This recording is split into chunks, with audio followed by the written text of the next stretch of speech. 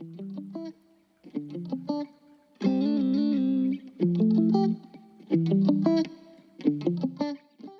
right, folks, welcome back to the Exit Interview, a podcast for Black educators with me, your host, Dr. Asia.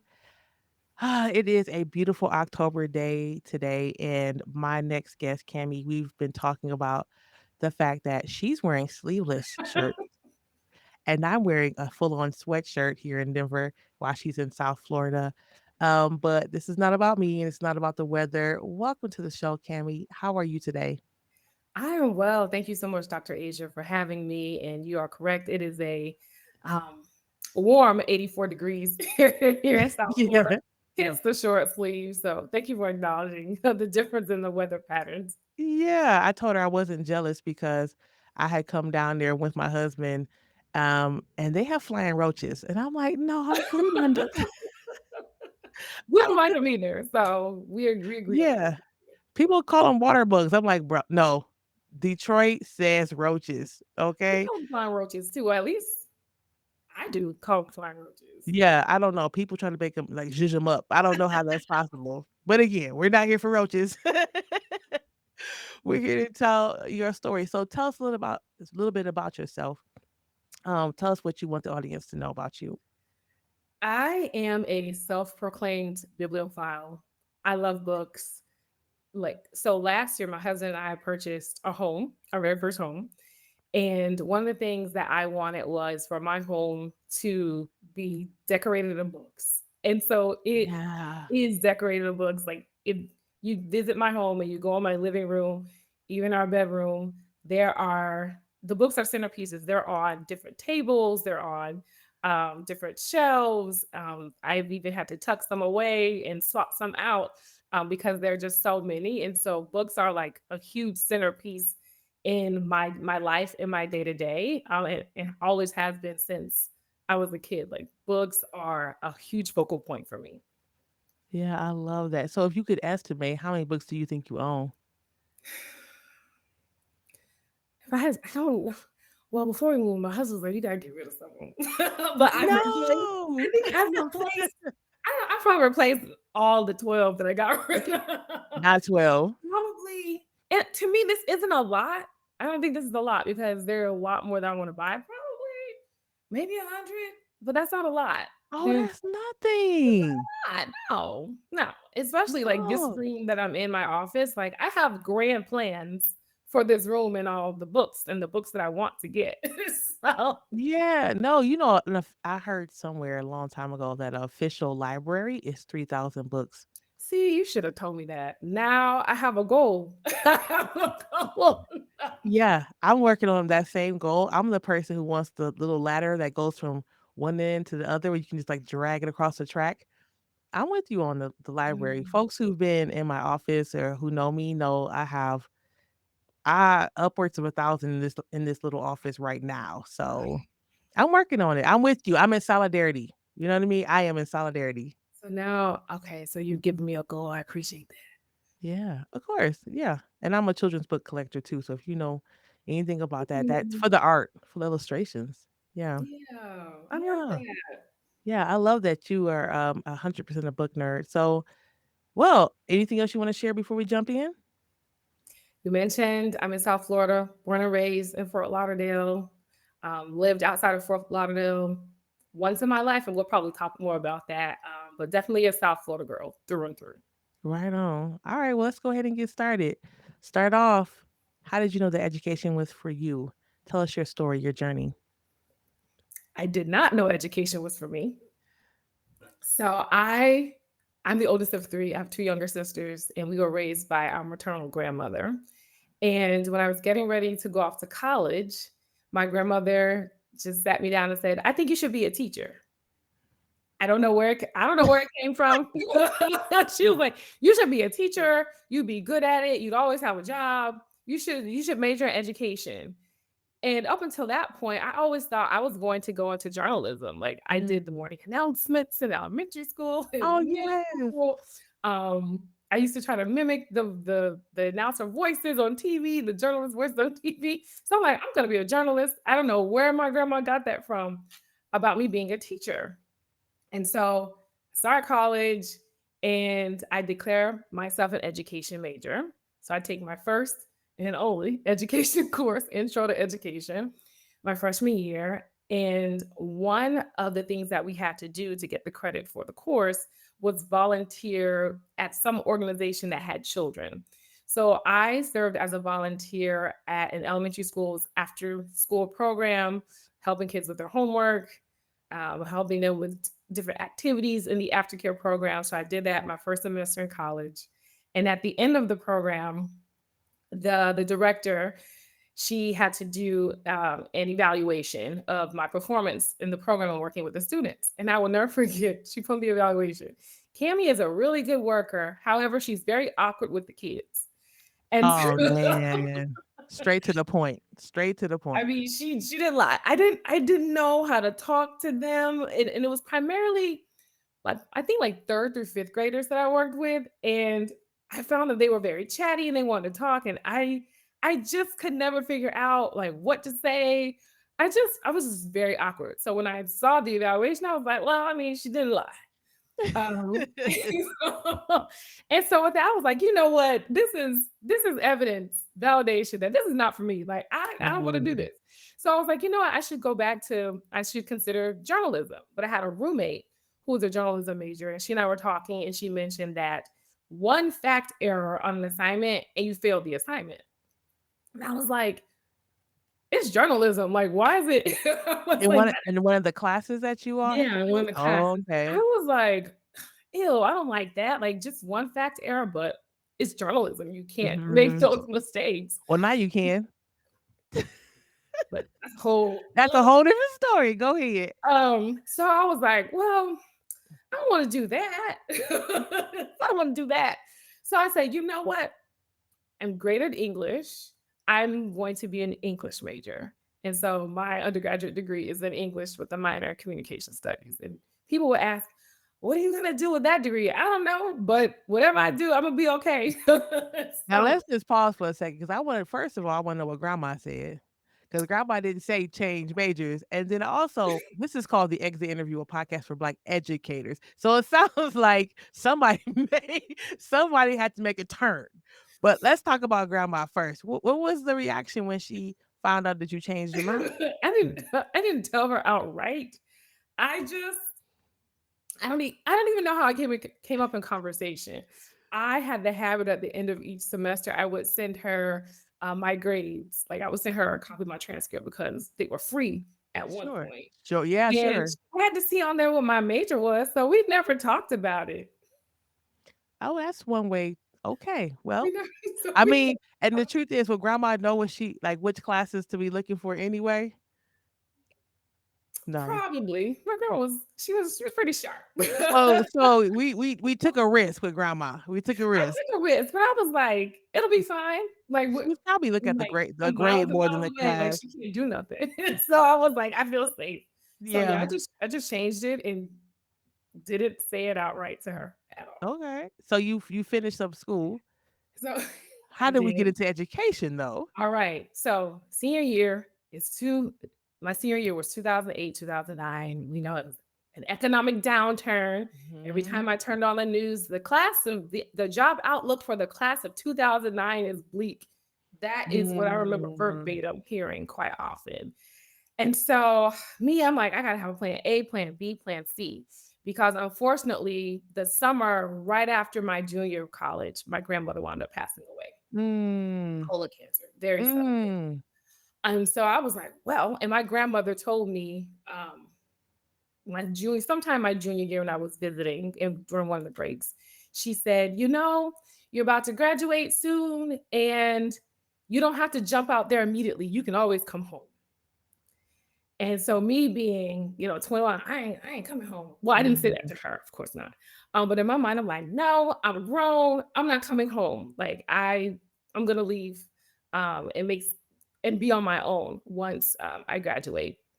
But she wound up passing away um, a little less than a year before I graduated.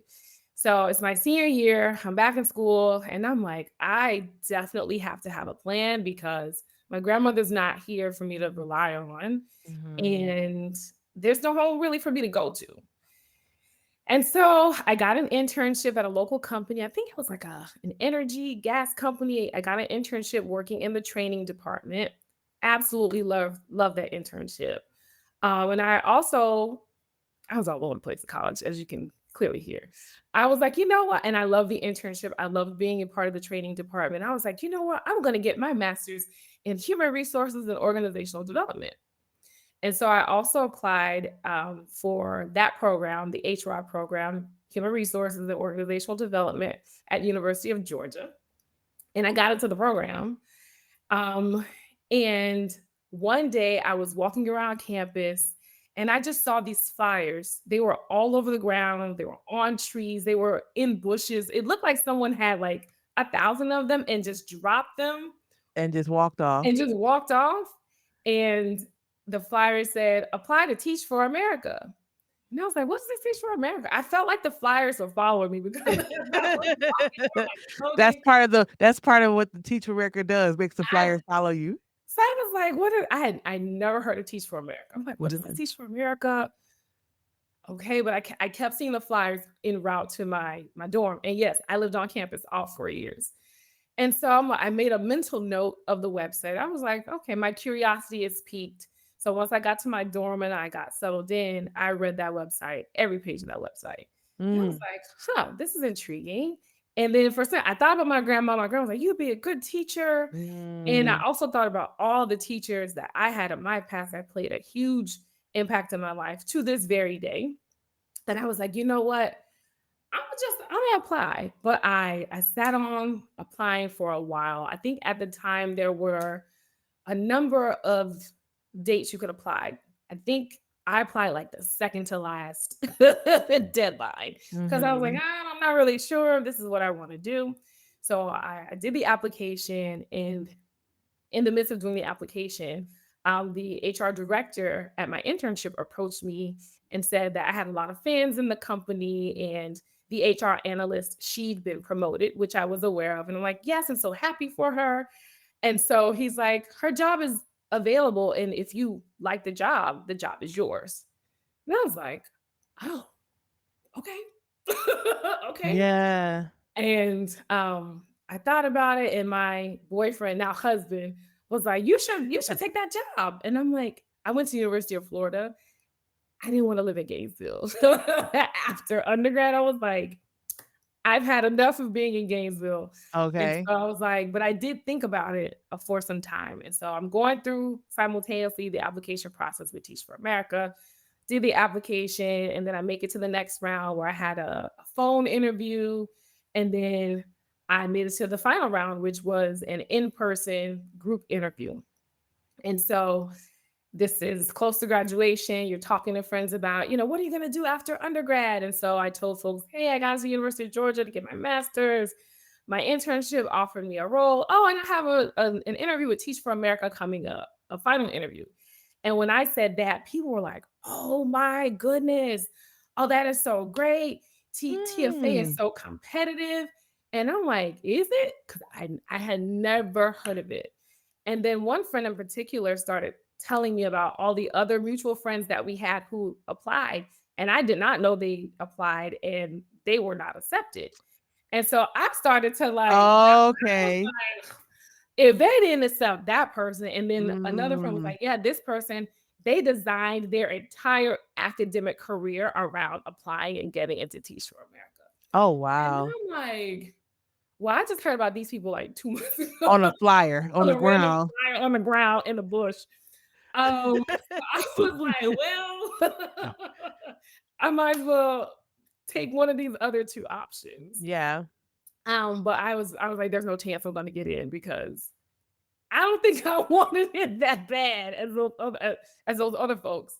And so the day of the final interview comes, my car didn't work anymore. And so a really good friend of mine, she told me that she would take me to the interview.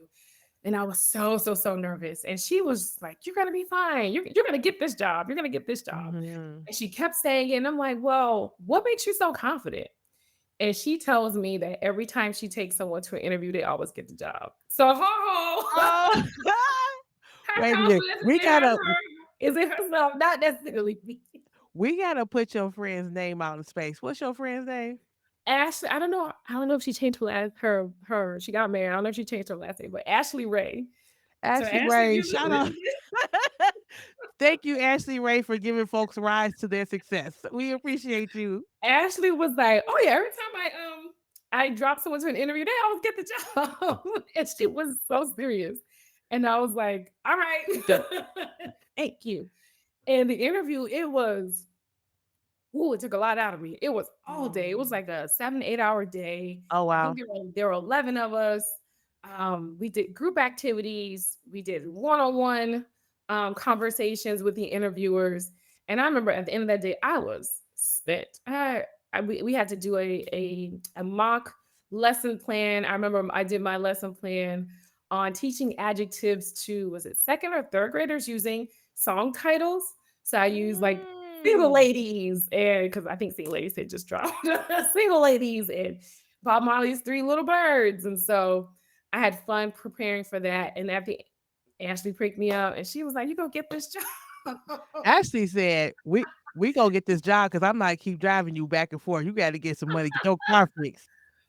And I remember talking to my oldest aunt, my late aunt Phyllis, about a week later, and she knew I had interviewed, and she was just so confident. I was talking to her, I'm like, I don't think I'm gonna get it. And she just completely ignored what I said. And she's Mhm. like, because when you do the initial application, you rank the regions where you want to go.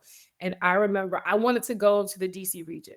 I don't even think I'd ever been to DC at that point, but for whatever reason, I wanted to go to Washington, D.C. And I ranked Miami last because I was like, that's just too close though.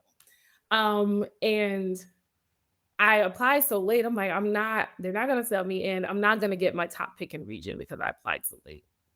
And I'm talking to my aunt, I'm telling her all of this.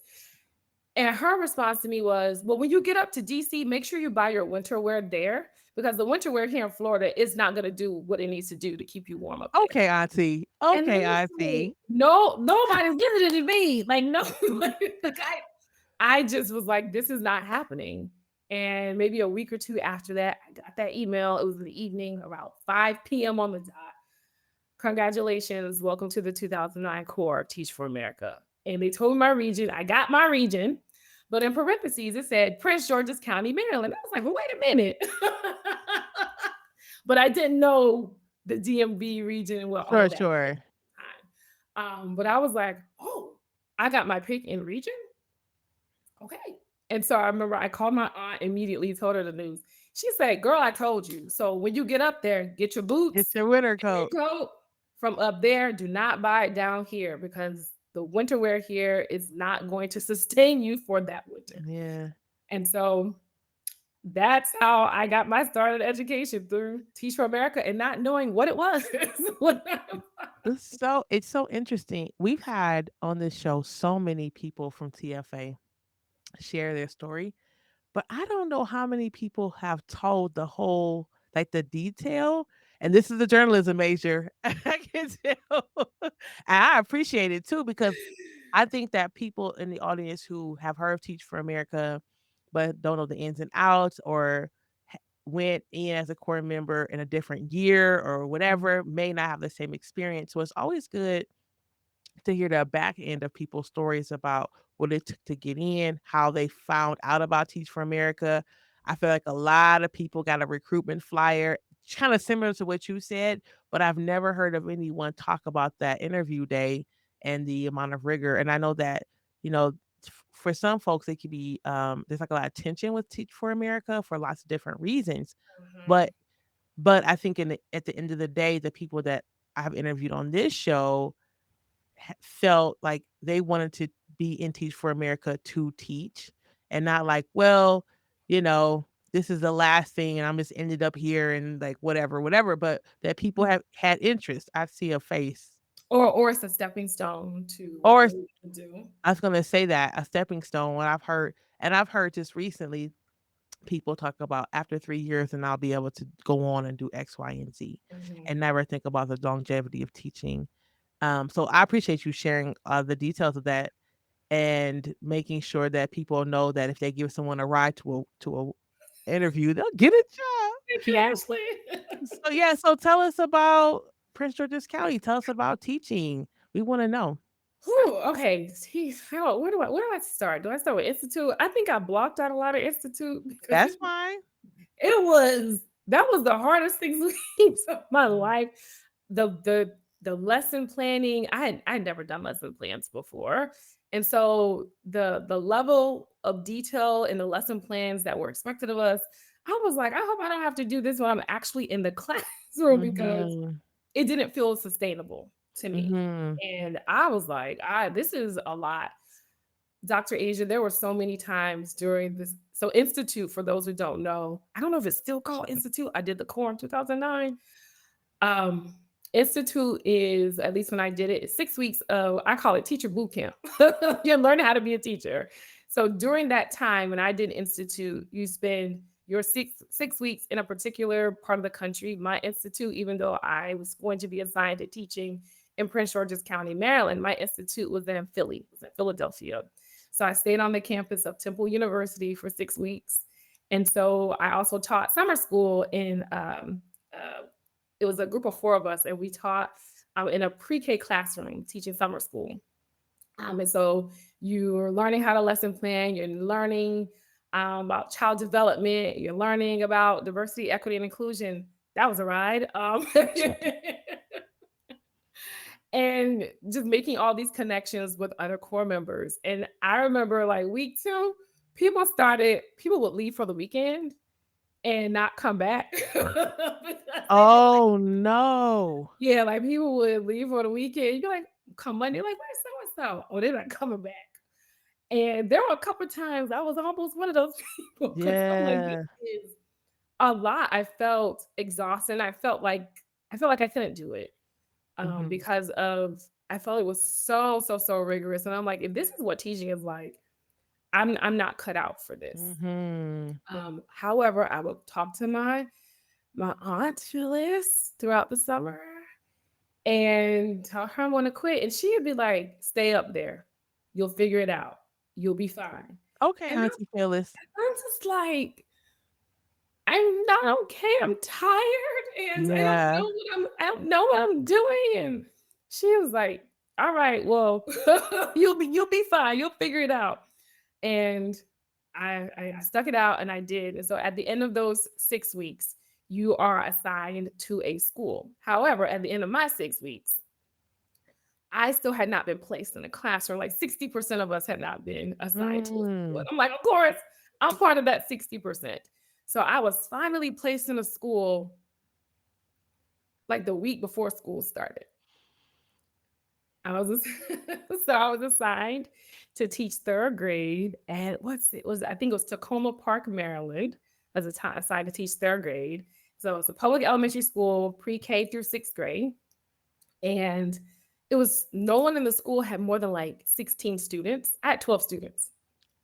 Hold However, on, hold on, I had hold on I now. had 12.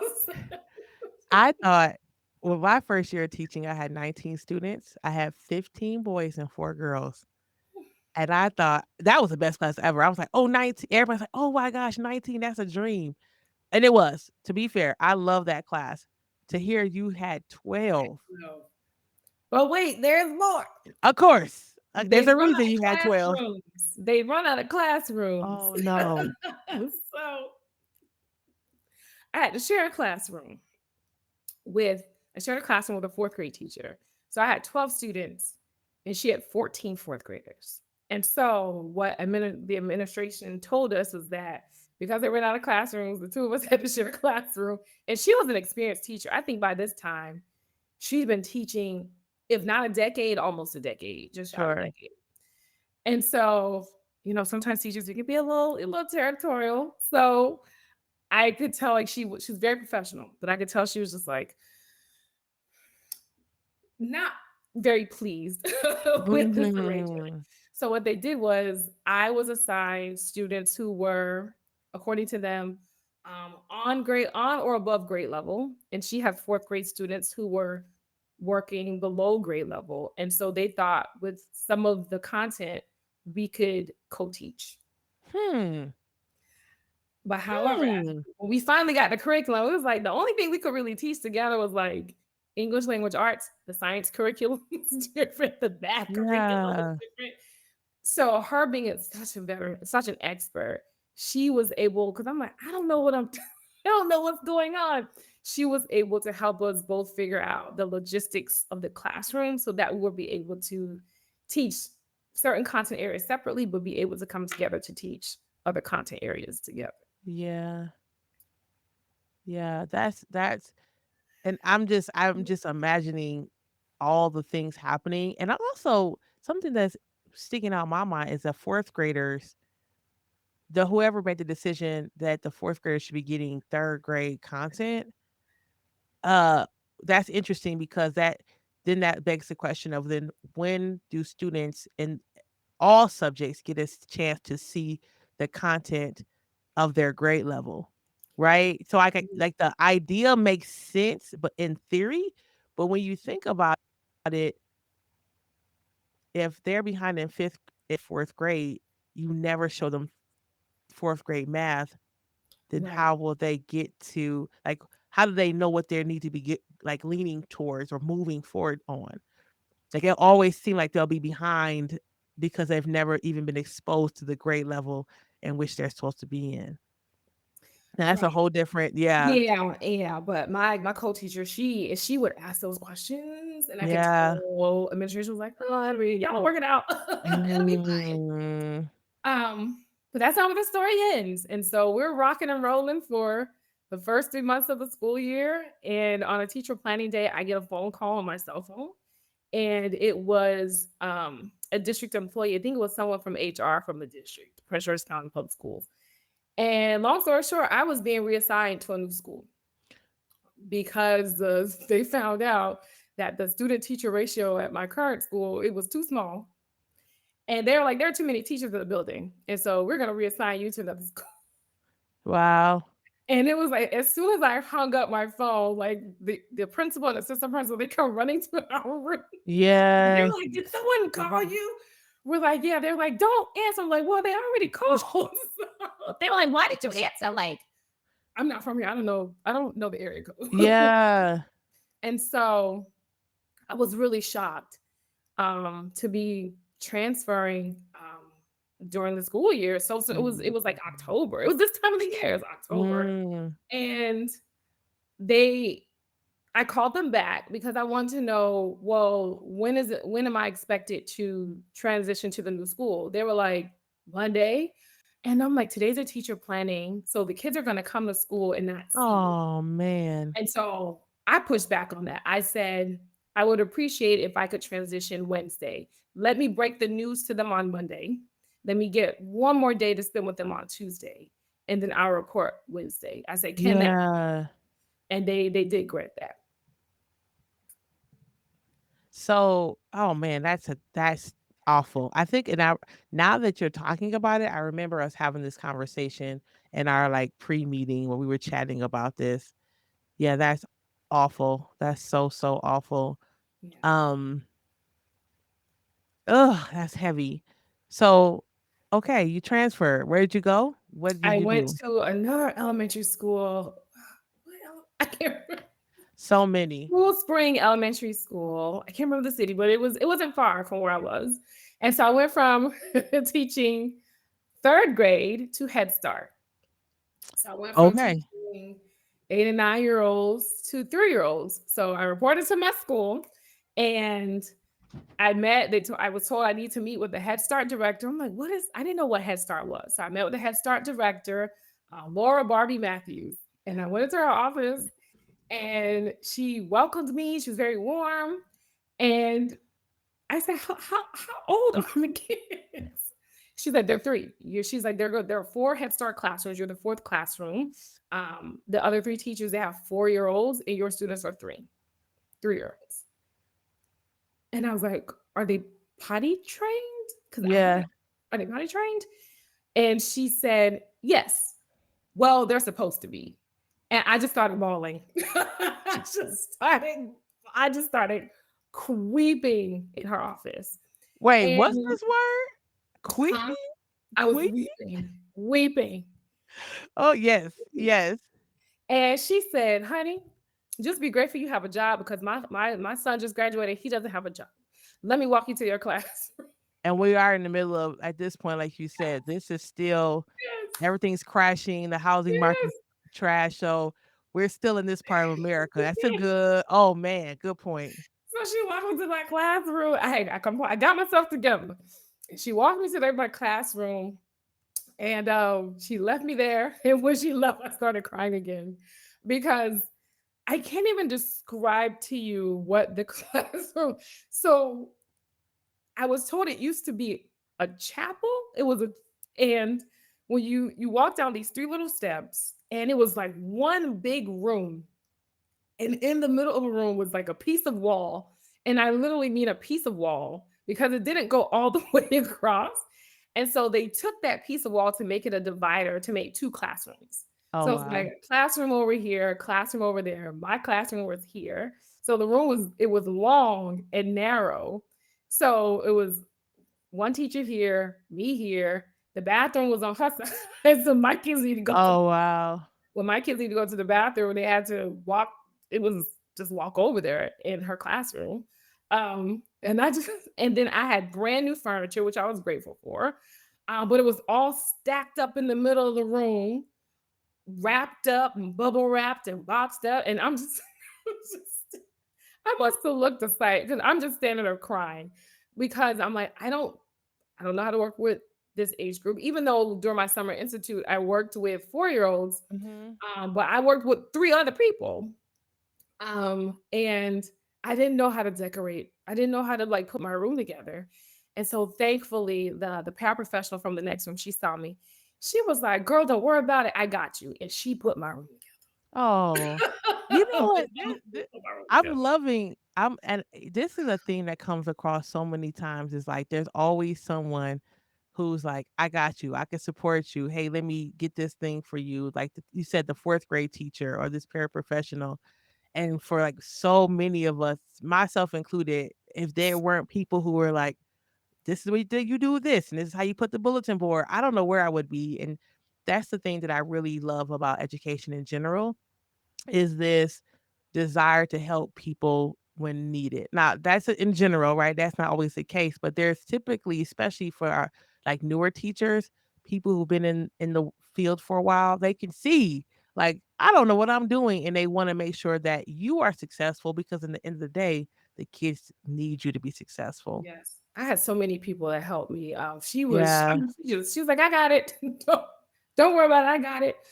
She put my room together, and the very next day I had to meet families, and I worked at a school where the home language of probably more than I think more than 90% of the students was Spanish. And so I went from having 12 students to I had 15. The home language of 13 students was Spanish.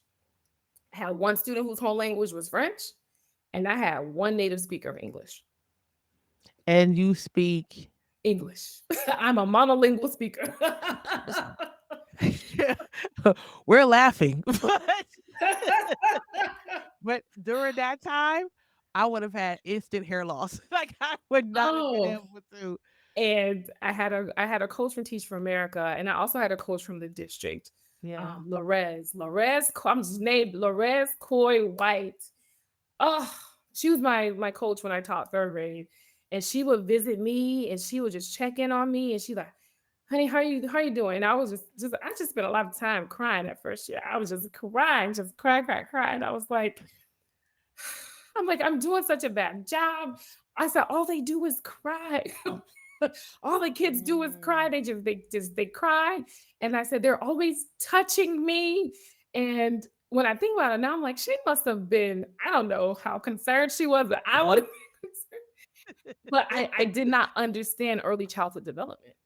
Sure. And she was It is definitely its own field that should be respected. I did not understand. And she was like, the fact that they come up to you and they're talking to you, even if you don't understand it, that means they like you.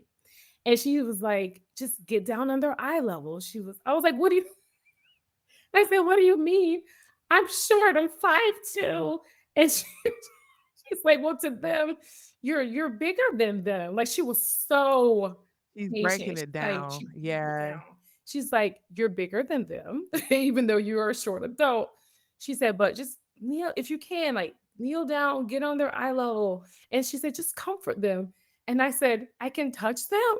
She was like, "Yes, like, you can pat them on the shoulder, pat them on the back to come." But it did not dawn on me to do these things. I just saw a bunch Yeah. of toddlers crying. And she's like, it's normal for them to cry this time of the year because I learned most of them had never been in a school setting. Most of them had come from Sure, of home course. Of course. straight to school. So for a lot of them, this was shocked. We all was just shocked. We were just all shocked As a as a group. group. Like I didn't know what to do. They didn't know what to do. But with her patience and her guidance, I'm like, okay, I can do this. And it turned out to be an incredible year. Probably my favorite year Mhm. of teaching, those years of teaching. And then what I loved, because they were so young, half of them looped with me the second year. And Mhm. so I got them again for a second year. And so we had I had a lot of fun with them. I learned a lot about myself, and I became very passionate about supporting the language development of multilingual Mhm. learners, excuse me. Yeah. So how long were you in that particular role at that So school? I stayed in that role till the end of my 2-year commitment till 2011. So 2011, and then I had the option of staying. My principal told me, she was like, "Listen, you want to stay? You got a job. Like Yeah. you are." She's like, "You're a great teacher. You're more than welcome to stay." And I did not. After my 2 years with Teach for America, I relocated back to South Florida. I came back home. I came back home for love. I came back home for Mm. love. My my boyfriend, now husband, he graduated like a semester after I did and moved back to South Florida. And after the 2-year commitment, I made the decision to move back down. And I told myself, I'm not going back to the classroom. I'm done with the classroom. I'm not going back. I'm not doing that. So I applied for every job under the sun, so I wouldn't be back in the classroom. And so I worked at a local employment agency for, after 6 months of living off my savings, I worked for like Mhm. a local employment agency for 8 months. That was temporary. And then at the end of that, I'm like, okay, no one's calling me. So let me go substitute teach. So I started as a substitute teacher at a charter school that was right across the street from where I lived. Like I walked there. So I remember I did Oh, the wow. application and I got a call back a couple of days later.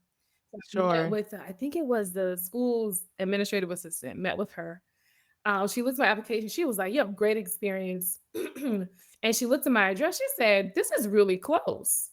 And I said, "Yeah, I live right across the street. I walked here." And she said, "You'll be hearing from me." She called me every day. Every day. If I wanted to work, I had a job every single day. Like, Sure. and teachers really liked me. I got offered a full-time sub position, what, because the teacher went on parental leave. I turned it down. I was like, no. I was offered one of the assistant principals offered me a role as a math teacher. I'm like, you don't want to do that. Because she was like, you work really great with, like, they had me across all the grade levels because it was Sure. K-8 term school. She was Okay. like, yeah, like I need a math teacher. You think you could get certified in math? No, I'm like, no, As if that's a small feat too, right? I'm That like, takes I'm time. like, no, no, no, no, no, no, no, and you don't want to do that. Yeah. Um, and so I was like, no, and I kept pushing teaching on, like, no, I want to go do something else. And my then boyfriend was like, you just need to go ahead and get back in the classroom. Like that's where you're supposed to be. Like that's where you're supposed. Mhm. And so I'm like, okay, the subbing's not, I'm not doing it enough to really pay my bills. And so I said, you know what, let me apply to be a teacher with Broward County Public Schools here in South Florida. Put in the application, boom, I get a call like 2 days. later. I get a call like 2 days later. I go in for the interview for a Head Start role. They hire me on the spot. they Well, of course they did. Well, of course hire me they on the did. spot. And I'm like, all right. So I see. And so then I had to talk to the school secretary, and she's like, hey, it can take up to 6 weeks for you to be hired because of background and fingerprints. And then she's looking at her system. She's like, wait a minute. She says, have you been substitute teaching? Have you been subbing? I'm like, oh yeah, I just recently like stopped subbing. She's like, oh, well, you have a very current background check and fingerprints. You can start tomorrow. Why is it that everybody like the theme of your interview is you can start tomorrow? I feel like everything yours is like 2 days from now, you're gonna be in a new school too. And to be clear, that is not common. No. That is not common, and to have to switch schools and teach 3-year-olds over the weekend, go like start your career with being hired a week before school start, like all of these like quick turnaround, that is very challenging, especially and at this point in your story, you're 3, maybe 4 years Mhm. in, that is not easy to do for anyone. And so for you to just keep saying like, "Sure, yes, sure," you're giving me anxiety listening to your story because I would have freaked out. I Oh, that's a good point. I don't think I was freaked out. I was just like, well, okay, I guess it's meant to be. Like that was me. Well, at this point, yeah, I'm sure you probably were used She's to like, it. okay, fine, it's meant to be. So I was like, well, okay, I'm not gonna start tomorrow. Can I start? Let me start Monday. She's like, yeah, you can start Monday. You're free to start whenever you want. And so then I tell my husband's name is Anthony. He was like, I've been telling you since you moved back here that you just need to go back to the classroom because that is where that's where your gifts are. And I did not repeat my gift. I was like, I want to do something else. Yeah, But it wasn't happening that way. So yeah. I went back to teaching Head Start, but instead of teaching 3-year-olds, I taught 4 and 5-year-olds. Um, I enjoyed it, but this is I really started to see um inequities. And I think oftentimes in early childhood, we think of it's like this really magical place for little children, and it's just fun, and their curiosity is running rampant, and that is all very true. But there's also this undercurrent of inequities that occur. So I remember I was at the school just like 1 month shy of 3 years. And I remember it was one year, I had 3 students that I recommended to go through the referral process because after having, with Head Start, I don't know if it's the same now, you have to, for each child during the school year, you have to have 2 parent conferences and 2 home visits. And so, in working with these children, after, 2 or 3 months, I'm starting to notice I'm like, I have some concerns. So I would talk to the parents. And oftentimes the parents would, before I would bring it up, they'd be like, hey, I have some concerns about the speech or about, I don't think they're picking up stuff really quickly. So oftentimes they would bring the concern up before I needed to. And so I was like, okay. And so I had 3 students one year that I put through the referral process. And there was, I think, my second year at this school in South Florida. My paraprofessional was had a background in exceptional student education and special education.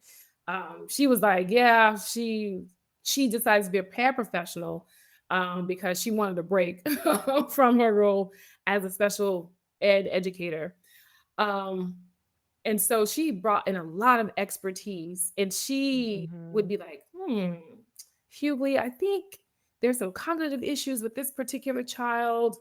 And then she would pretty much confirm my thinking. And so sometimes Sure. families would bring it up to me. So one year in working with her, I had 3 students that I had various concerns about, cognitive concerns, language concerns. And I remember prior to sitting before the referral team, I compiled all my documentation, my student work samples, my notes with families on the conversations that we had, and gotten clears from the families that yes, it's okay to for me to go through the referral process so they can get this started to see what supports the child would need. I remember I had all this documentation, all kind of folders, and I get to that meeting and I was told you're thank you for being so thorough and providing the documentation. We can definitely see why you have decided to bring these kids, for referral. But because they're so young, we're just gonna see how they do and see with how they do in kindergarten. Mm. And I was like, okay. And I remember talking to my paraprofessional who was this former special education educator. And she was like, she just shook her head, was like, no, no, like we need the support now. And so, following year, there was one kindergarten teacher who I had a really good rapport with, and I think she got in one of my students who I was sent through a referral process. And when I tell you, the first month of school, she came to my portable, she was like, "Girl, I Yeah. have this student that you had last year. What's up? Like, what is Yeah. going on?" She's like, "The alphabet knowledge is." She's like, "The alphabet knowledge isn't there." I almost felt like she was accusing me Sure, of course. teaching. Of And course. I told her, I said, when you have a chance, when you go to the front office and look through their file. Because I put all that documentation in there after being told to throw it away. But something told him like, nah, put it in Mm. there. And the next day she came to me and she said, "You mean to tell me you went through the referral process and they did nothing about it?" Mhm. I said, "Yep." And she just said, "Oh, goodness." Um, Yeah, and then interestingly enough, once I left that school, one my oldest nephew, who is now 17, I can't believe it. Um, was a classmate of one of my students that I had when I taught Head Start. They were in the same second grade class, and I was like, "Oh, he's such a nice kid. Like, be friends with him." And then the following year, when my nephew was in third grade, I asked, like, how's this student? He was like, "Oh, he's in Miss So and So's class." And I'm like, in my mind, like, she teaches second grade. I was like, "Oh, doesn't she teach second grade?" He was Mm. like, "Oh yeah, he stayed back."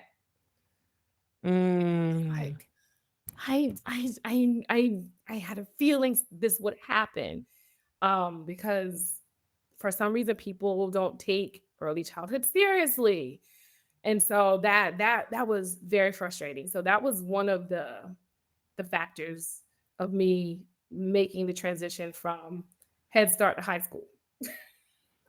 Okay, before we get into that conversation, Lord Jesus. I just be making all kind of moves and shit. Yeah, wow, ooh. Oh, I wanna say that some time ago, we had Brittany Carey on our show, and she was an early childhood educator, still is, to be fair, and she talked about the inequities in early childhood and what she saw when she was in the schools, how they treated early childhood educators, how they treated children of color, the pay, just so many things.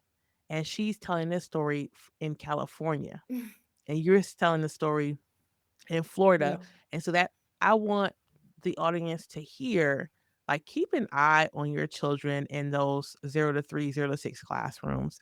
Do not make assumptions that they're only there to color and it's not a big deal and like we're just playing or it's just daycare. There are lots of skills that your child is supposed to be learning.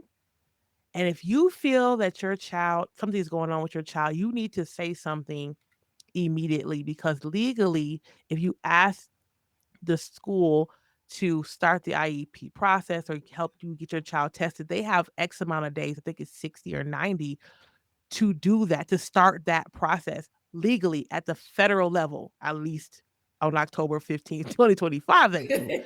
So you need to, if you have some inkling that something's not correct and the teacher has not said something, and you feel like, oh, my child should be doing this or my other child could, don't just blow it off. At least find out, get your child tested, and then you can say, okay, nothing came up, or they're just right in the range they're supposed to be in.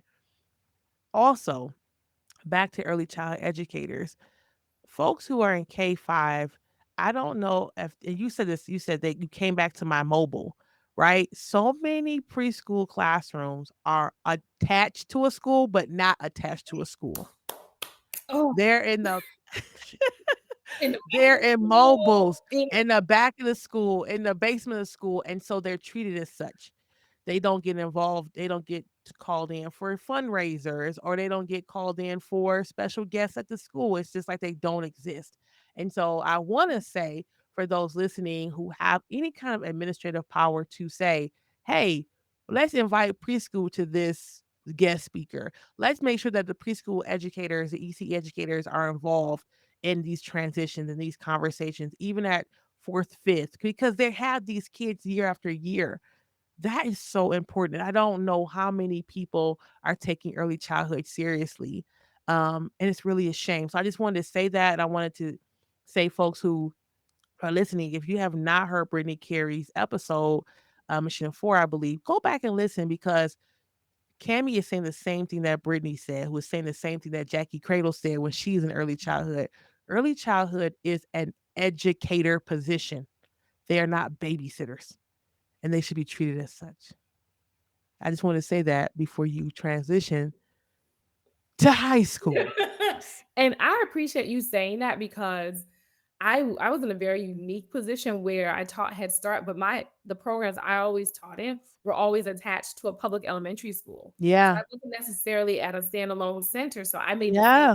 boundary as the teachers, as the our K through 5, K through 6 Yeah. counterparts, but I oftentimes wasn't treated as the professional that I was. I'm That's like, right. y'all got a master's degree in reading. like I'm not just back here. We're not back here just babysitting children. We're doing a lot of things that are supporting children's cognitive development and their social emotional learning. Yeah. There's play is work. Yeah, that's It's work. exactly right. Brittany, I was to say Dr. Brittany, not yet. Brittany said the same thing, right? I remember my daughter came home from her 4-year-old class. So she was in preschool twice. And we were like putting the coat on. And then she finally was able to put the coat on, and she got a little badge that said Coat College.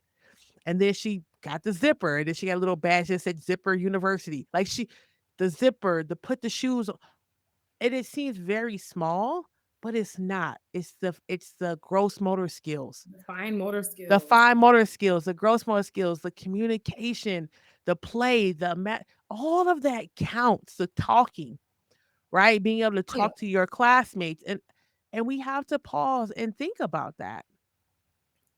I think sometimes as adults, we're so far removed from how did I learn those skills? Mhm. They're skills that have to be explicitly taught. And then we wonder Mhm. why kids become teenagers and we're like, well, they don't know how to communicate. Well, we really haven't, we have to cultivate those skills somewhere. And Yes. in early childhood, that is optimum time to cultivate those skills. Yes. Use your words. Like they have to be taught how to use their words and what words to use, like that oral language development is crucial Mhm. during that early time of learning. Um, Mhm. yeah, and so because of the disrespect that I felt, you mentioned we would be in the like I was always in a very interesting classroom setup, and it was in a portable at this school in South Florida, and I remember one of a custodian came by. He was like, "Yeah, Miss Hugley, y'all be careful back there because it's it's some coyotes living underneath your portable." And I was like, Wow. "Excuse me, excuse me." Like I have 19 4-year olds who might think that's a puppy. And they Yeah. did one day, and I was like, "Go inside." So check on us. Check on them. Check on them, please. And so, yeah, I felt I didn't feel like I was respected as the professional that I was. And I remember talking to an older cousin of mine who I think she's brilliant. She's always taught secondary math. And I was talking to her, and one day she was like, "Have you considered teaching older students?" She said, "Think about teaching older students." So I don't know why I didn't think, fourth grade, still elementary. So Mhm. I just started pulling feelers out there and I applied for an intensive reading position in Palm Beach County at the high school level. Again, I got an interview soon after. Of course you did. I got an They interview soon. I mean, was it 2 weeks, 3 weeks? I got an interview. And so I was like, I'm going to humor them because clearly they haven't read my resume. I have never taught anybody over the age of 5. So I'm like, I'm gonna go to the interview, get some good interview practice. ready for them to tell me thank you, but no thank you. Yeah. They hired me on the spot. They hired me on the spot to teach intensive reading at the high school level. And I was very confused. And I said in the interview, I said, um, are you sure? I said, "Are you Maybe you should stop applying for jobs that you don't want. I'm just gonna put that out I there because you I getting was jobs. I was so shocked, and I said, and they chuckled, and it was a room full of administrators, and I said, based on my resume, I'm sure it's evident that I have not taught anybody over To the be age clear. of 5. To be clear. Let's just be real And clear. one of the Yes. administrators said, she said, and that's why we like that. We like you because of your background in literacy, you know how to break down literacy. And I Mm. said, Mm. oh, okay. Because you do So have a again, master's degree in reading I had a at this master's in point. reading Yes. K through 12, and I was certified in pre-K primary education and reading K through 12 at the time. And so they hired me, and I went home and I thought about it. And I'm like, I wanna know what Anthony said. hey, he was just like, that's what you want to do. Very supportive. That's what you want to do. We So love Anthony, folks. she's very supportive. I could tell Anthony right now, I want to be an astronaut. And he'd be like, okay, let's figure out how to budget for it. Yay. Oh, he said budget for he got a spreadsheet. Yay, Yeah, Anthony. yeah. Dollars and cents.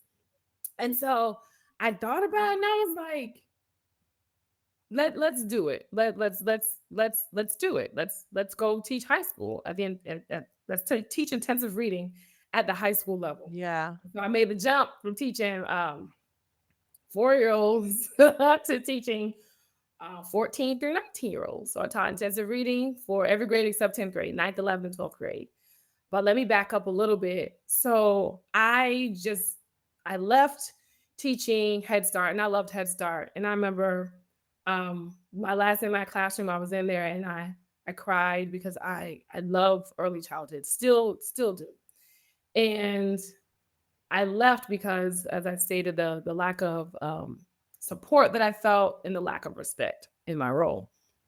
And so I was very frustrated, and I'd applied to be a coach for the district for Broward County Public Schools. They had like coaches, Head Start coaches. And so I remember, Dr. Asia, the requirements, there weren't many, and I exceeded every requirement. You Mhm. only needed to have 2 years of teaching experience. By this time, I had almost four. A bachelor's degree. I had a master's degree. Head Start, you have to go through this observation where it's called the class observation. Um, I would score sixes and sevens. The highest score is a seven. So I'm like, yes, like I have the skills to be able to support other folks who are Head Start educators. And my Head Start coach would come and she visit for 10 minutes, be like, you're doing great. She said, I wish I could bottle you up and sprinkle you on my other teachers. That's what she Mhm. said to me. And so I was like, you know what? I'm gonna apply to be this coach role. I applied a total of 7 times, but by this time I'd applied, I think, twice. And I'm like, okay, well, there's no room for me to grow here. And then I also didn't feel really respected at my school. And then I had that conversation with my cousin. I was like, yeah, I'm gonna just bow out. But I was so frustrated because I noticed with the coaches, there was not one coach that was a person of color. Of course. And at the time, I looked up the data. If I'm not mistaken, like 83% of students identified as Black. And I'm like, okay, this is interesting.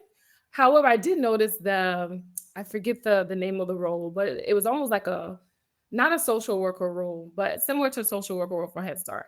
A lot of those folks are people of color because you need those folks to engage with families who Like speak a family liaison or like a something like family that. liaison. You need those folks to be able to engage with families who speak Spanish or Haitian Creole. So a lot of those folks are people of color, but the folks that are coaching the educators, none of them were. Mhm, And mhm, so that heightened my frustration. And so, mhm. back to my English degree, wanted to be a journalist. journalist. I channel my energy into writing. So I was like, I'm gonna write a letter. Write a letter. So I typed a letter that I was going to send to the then Head Start director. I don't know why I didn't just email the letter, but I typed this letter about why I left. I put my email address on it and my phone number, and I printed it, put it on an envelope, addressed it, put a stamp on it, and I mailed it. I don't know why I didn't just email it, but I mailed it.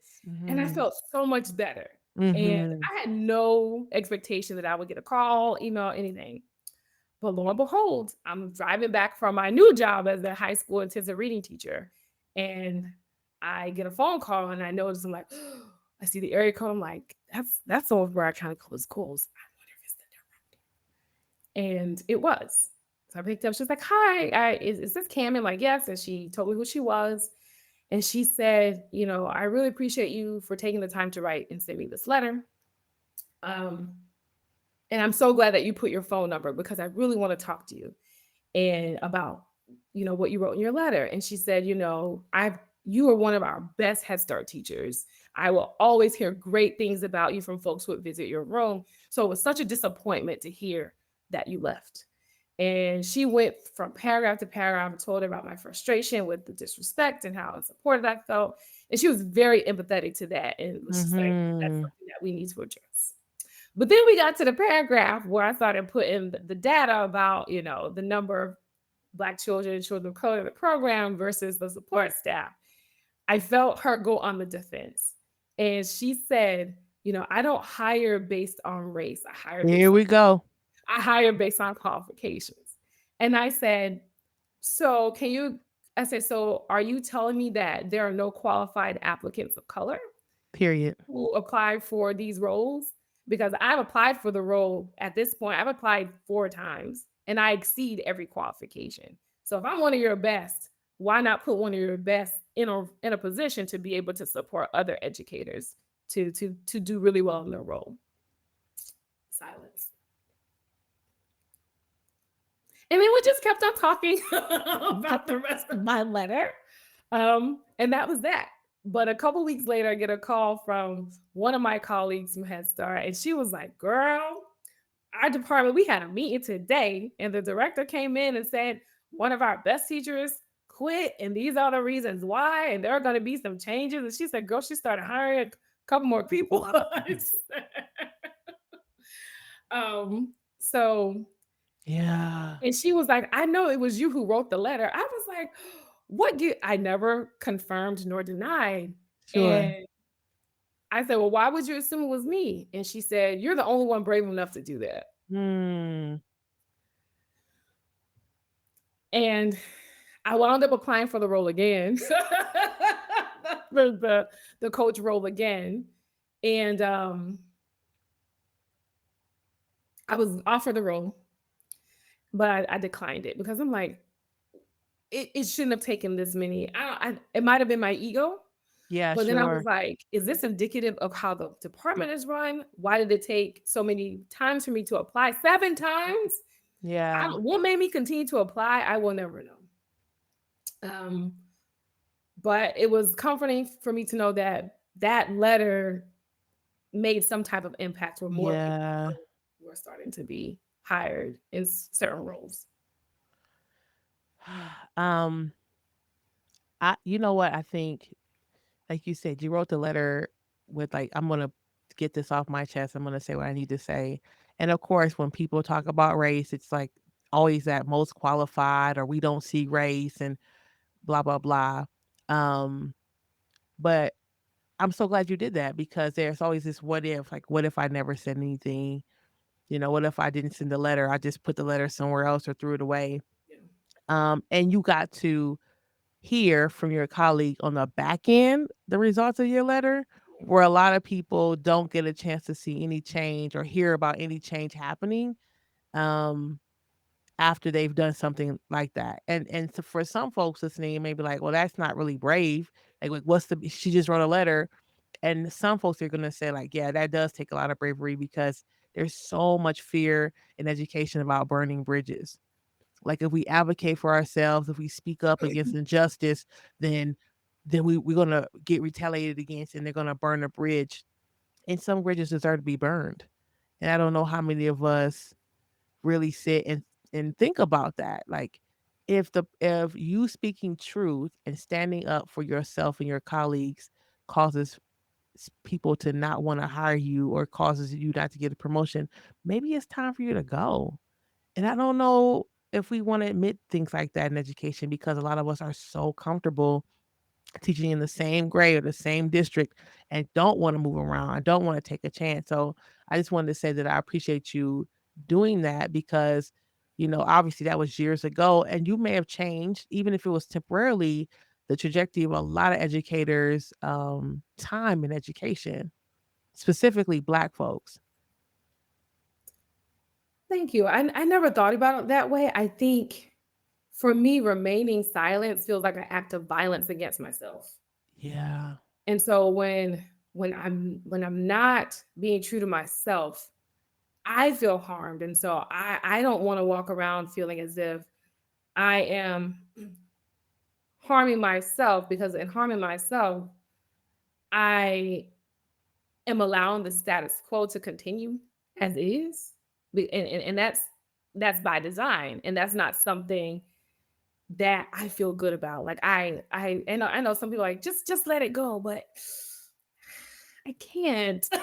It's just something in me. I'm like, I can't let it go because these systems inflict real harm. And I think sometimes in education, sometimes folks who work outside of education forget the work that we do, it impacts real people. It impacts people's children. And that's absolutely. something that I do not play around about. I take that very Yeah. seriously. Mhm. So I'm at the high school now. you're at the high school, you're teaching. How long were you there? How I, was it for you? I was there all of 9 months. Mm, One of the most, probably the most heartbreaking role that I've ever had. We talk about the statistic, if students aren't reading on grade level by third grade, the gap only widens. I live that every day, teaching intensive reading. So I taught intensive reading with for ninth, 11th, and 12th graders. So in the state of Florida, there's this test called the FSA, Florida Standards Assessment.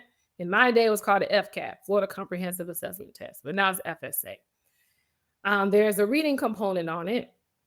And when you're in 10th grade, you have to pass the reading component. You have to get a level 3. I forget. I think the score is like a 300, but you have to score level 3. The lowest level is 1, highest level is 5.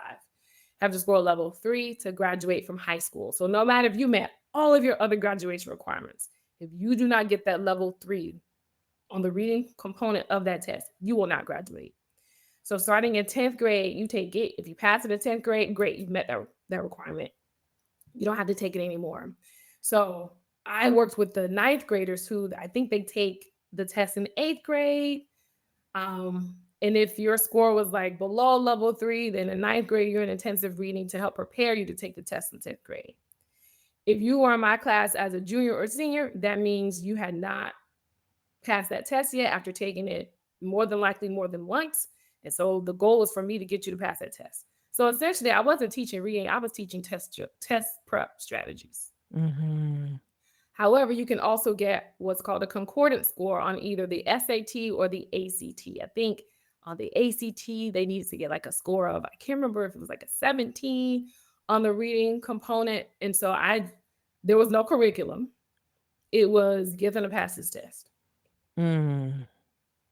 And it was heartbreaking because we would practice these ACT passages. It's you have 35 minutes to read 4 passages and answer 40 questions. So that's all strategy, right? And Mhm. so I would help them register for it. They would take it. They'd come back the following week. How'd it go? Miss, I only answered 10 questions. I'm like, but that it was a pressure cooker for so many of them, Sure. for my juniors and seniors.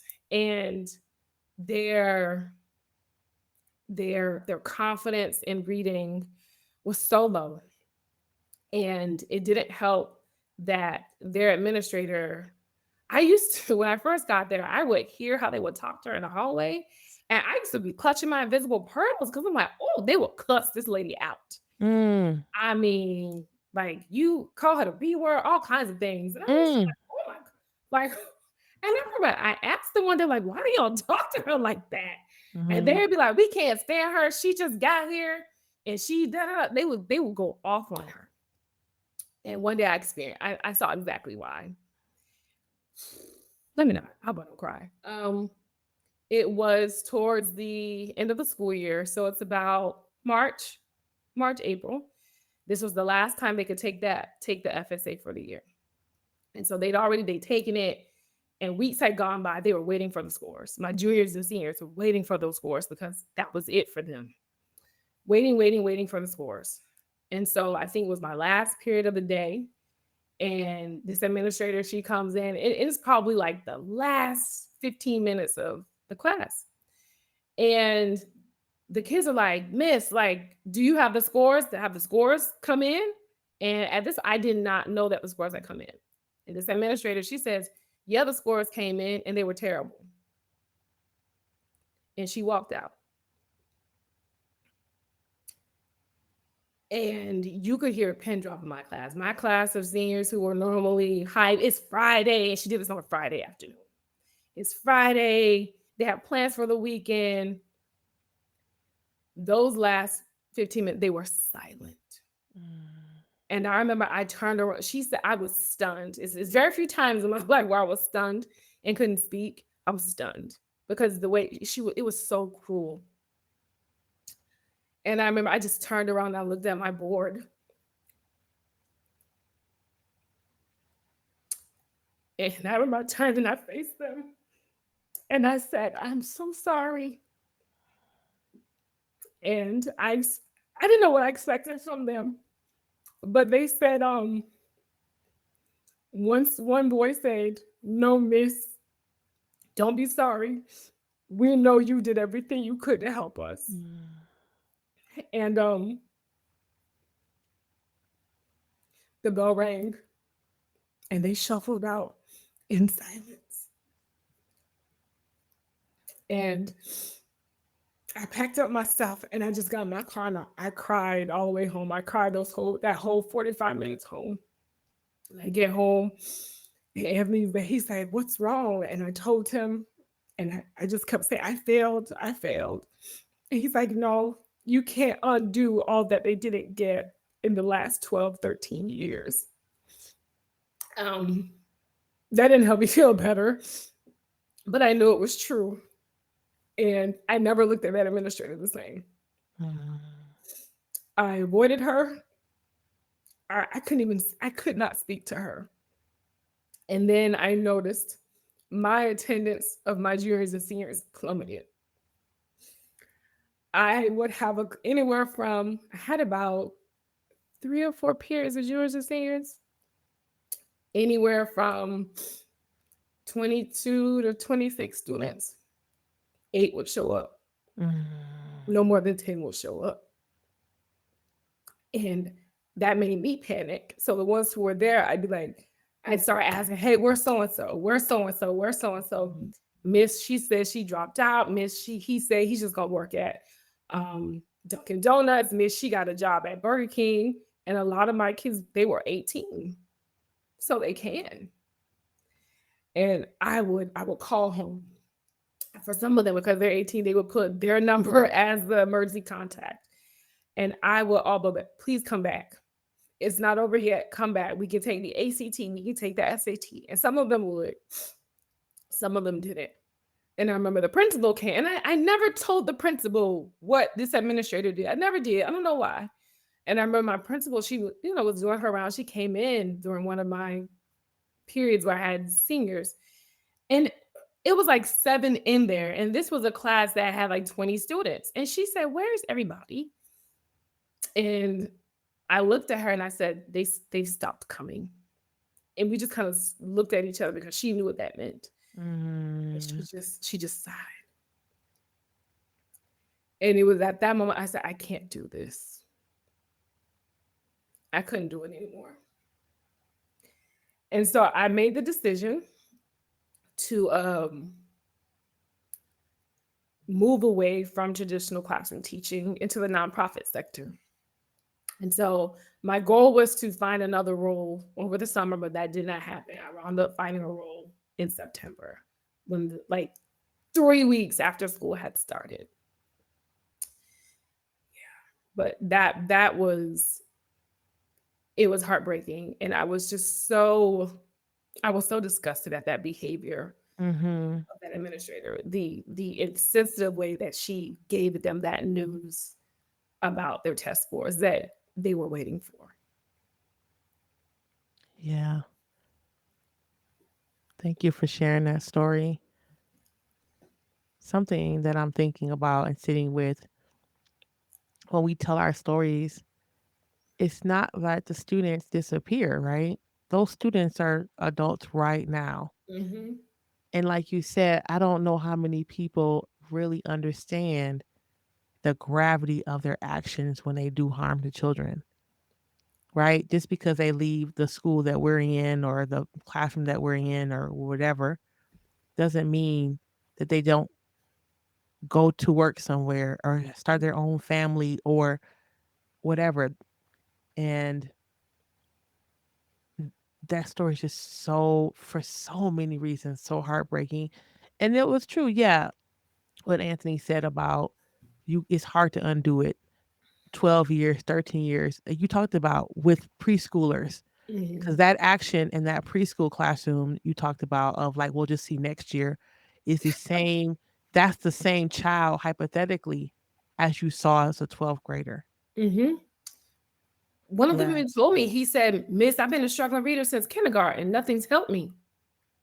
Yeah. Yeah. And it's not nothing, it's no one. Yeah, That's the yeah, part. that's the part. It's no one. And so this is the, I think this is the thing that's really hard about being a, for me to being a black educator specifically is looking at black children and children of color and understanding the urgency of education. And aren't we not able to loop up to every grade and hold every student from preschool to Yeah, 12, right? And I wish that more people had an urgency for the work. And I'm so sorry to hear that that's one of the reasons that made you think like this is not, at least in that school at that time, that this is can't be it. yeah. And it wasn't the kids. Yeah, and Of course not. Of course not. they're kids. And it's so interesting. Like, people try to scare me and, about going to high school. But when I got there, I'm like, they're like the warriors are taught just in bigger bodies. Like, I remember Yeah. coming from pre-K world, teaching pre-K for so long. I I would decorate my room and put up posters.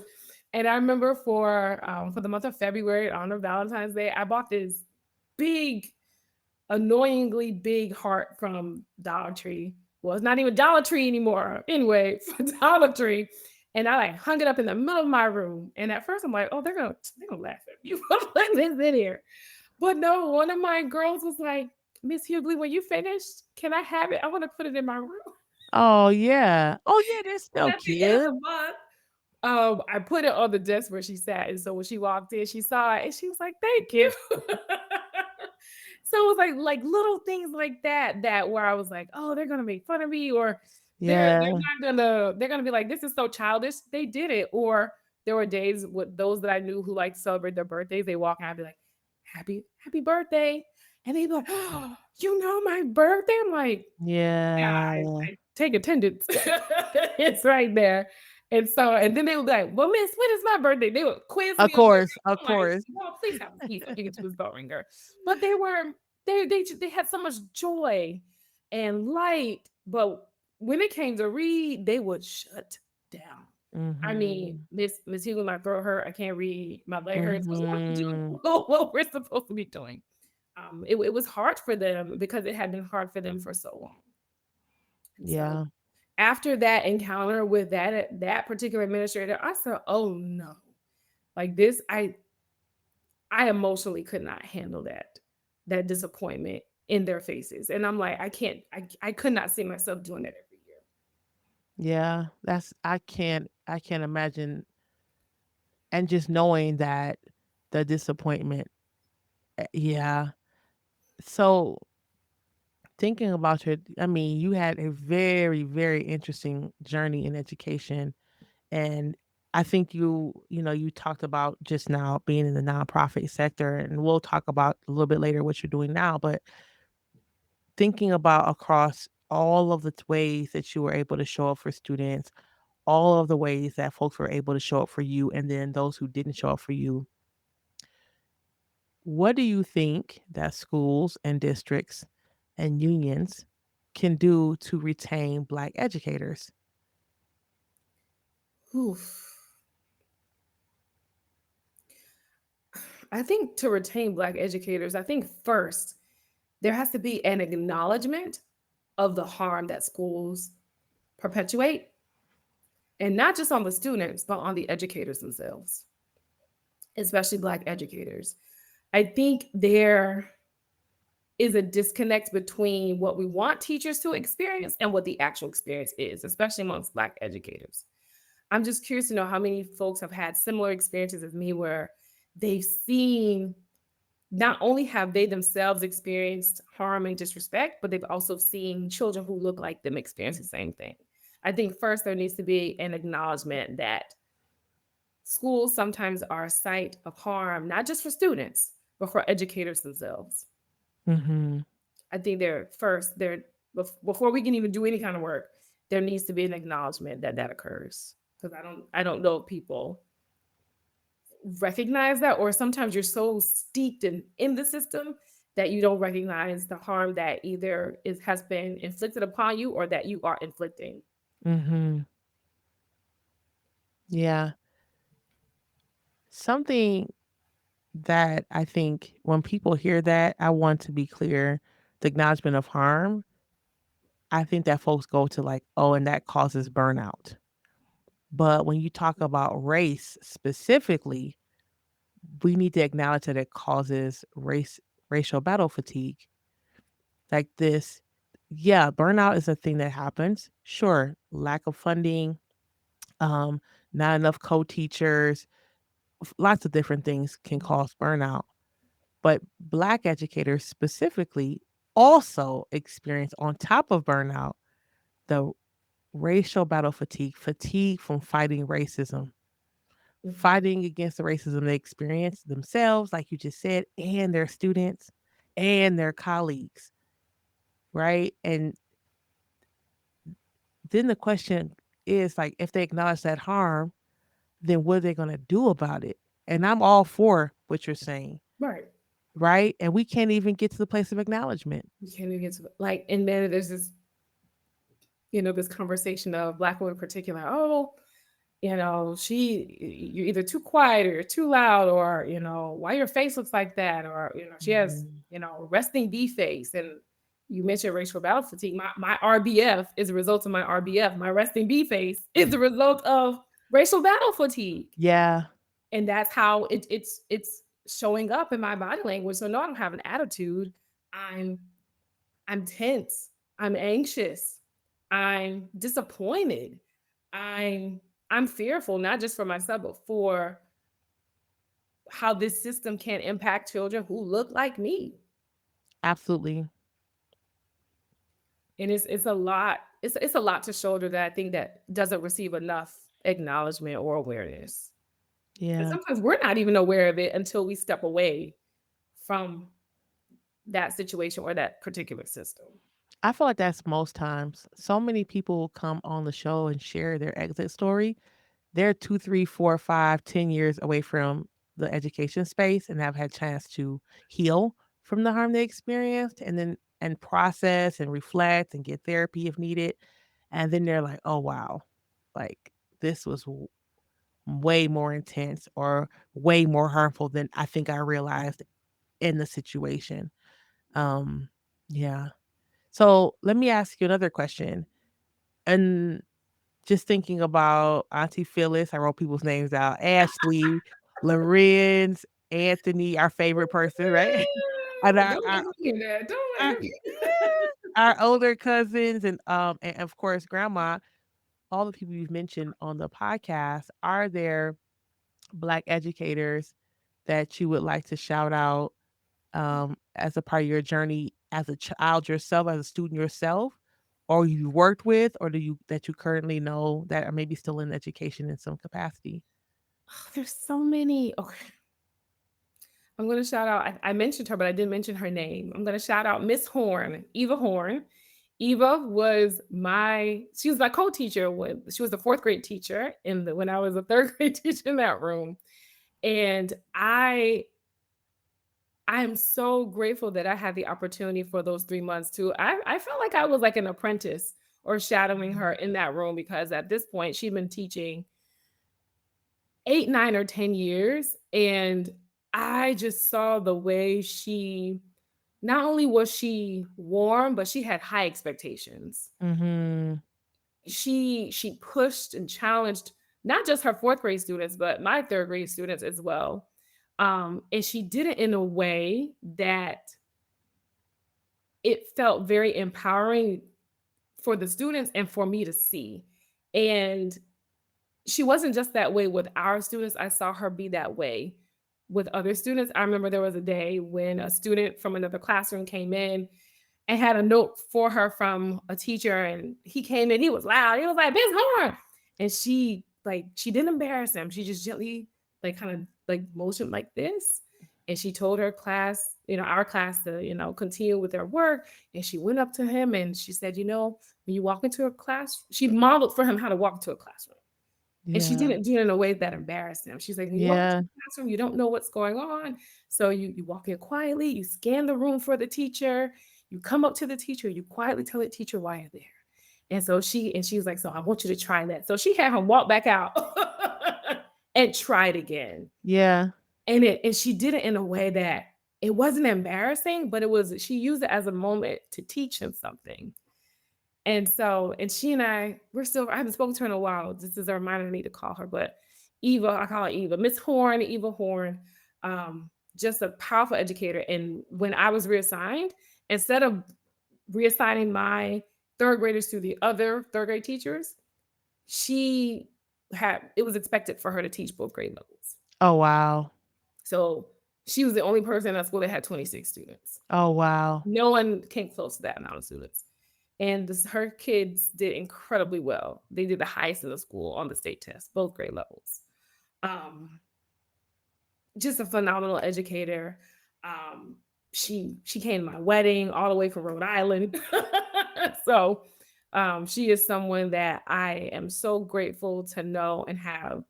Um, I'm grateful to have had the opportunity to have worked so closely with her. Mm. Mm. Thank you. I love that. And of course they scored high on the test. And of course She's But yeah, she had so many obstacles that year, but she did what she needed to do for those kids. yeah, yeah, thank you. Um, so tell us, I think I'm gonna leave with this last question. Um, you've been through a lot as an educator, and you said like I said, you mentioned being in the nonprofit sector. Through all of this, what has that taught you about wellness for you on this side of all of these experiences? What does it mean for you to be well? So I told you I like books. I You love books. did? I'm currently reading this book, and I have right here. It is called "Weathering: The Extraordinary Stress of Ordinary Life in an Unjust Society" by Dr. Arlene T. Geronimus. Hold it up. I just got it Right from my friend Stacy. Hold it up good for people. Oh, weathering. I got it from Yes. the library. Support your local libraries. I got it from the library. And the whole premise of the book is that the society that we live in, um, it im- it causes weathering, which is the phenomenon of having a negative impact on our biological systems and processes that causes us, particularly Black people, people of color, to endure illnesses at a much younger age and pass away earlier. And I read this line last night that Dr. Geronimus said, and the lines mentioned, high effort coping to survive day to day. Mhm. And so for me, wellness means not having to engage in high effort coping to survive day to day. Wellness to me means curating a life that I don't need an escape from. Say it again. I shouldn't have to engage in capitalist practices to feel a sense of relief from my life. I shouldn't have to buy myself something or I like to buy myself things, but I shouldn't have to rely on those strategies of vacationing and moving away from my day-to-day life to feel whole. Mhm. My wellness is my priority. So um, eating, going to the restroom when I want to, being able to prioritize rest is my top priority when it comes to wellness, and not having to do that um, from a capitalist standpoint of buying this and shopping here or engaging in certain practices that where I'm spending and spending and spending. So I feel a sense of relief from day to day pressures. All right, folks. We're going to leave on that note. Kamye Hugley, thank you so much for coming and speaking to us and sharing your exit interview. Um, Folks, take care of yourselves, take care of each other, be kind, get some rest, and we'll talk to you later. All right, peace.